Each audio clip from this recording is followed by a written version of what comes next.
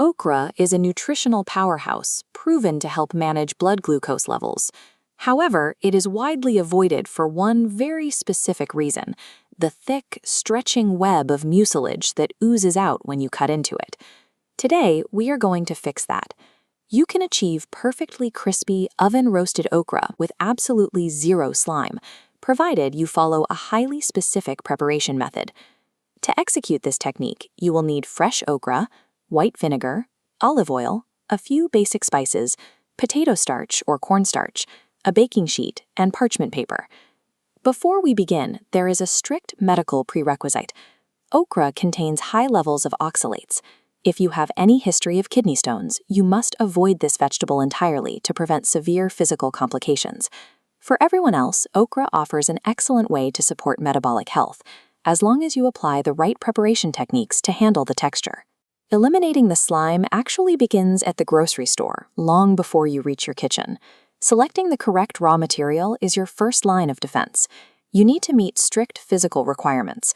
Look for pods that are bright green, plump, and strictly under 4 inches long.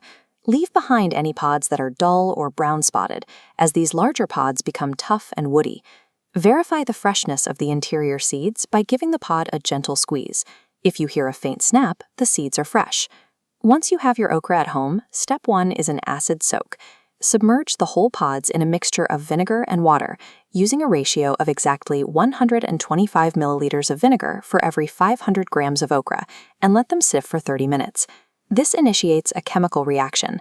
The exposure to the acidic vinegar physically breaks down the long molecular chains inside the vegetable and dissolves the mucilage.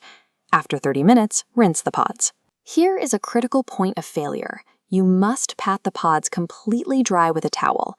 Any residual moisture will cause the okra to steam in the oven later, ruining the texture.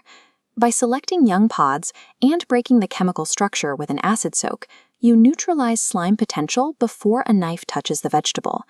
Now we transition to the cutting board. The most common culinary mistake people make is slicing their okra horizontally into little circular rounds. Cutting the pods into rounds maximizes the exposure of the interior seed chambers, which is exactly where the mucilage is stored. More exposed surface area directly equals more slime. To prevent this, your primary mechanical defense is the lengthwise julienne cut. Here is the professional technique. Keep the top stem intact to hold the pod together. Slice downward, away from the stem, splitting the pod lengthwise into thin strips. Finally, snip the top off to free the slices. This structural cut shields the interior seed chambers, keeping the remaining mucilage trapped inside, so the strips roast individually instead of clumping together. Next, toss your julienne strips in olive oil, salt, paprika, garlic powder, and cayenne pepper for heat.